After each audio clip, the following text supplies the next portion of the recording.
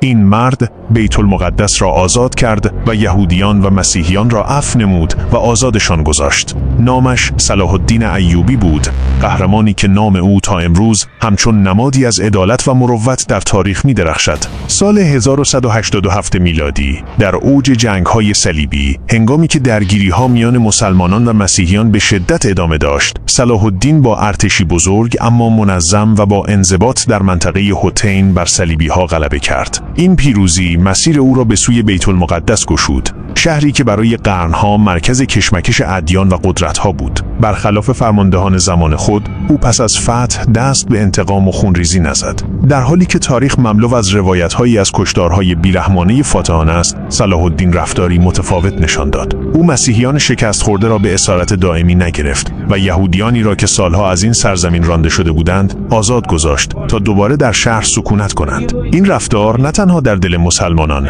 بلکه حتی در میان دشمنان او اعتباری بزرگ کسب کرد. بسیاری از مورخان اروپایی نیز از جوانمردی و عدالت او با ستایش یاد کردند. صلاح الدین ایوبی با ترکیب قدرت نظامی و اخلاق انسانی، الگوی جاودانه از رهبری به جهان معرفی کرد. الگویی که هنوز الهام بخش آزادی خواهان و عدالت جویان است.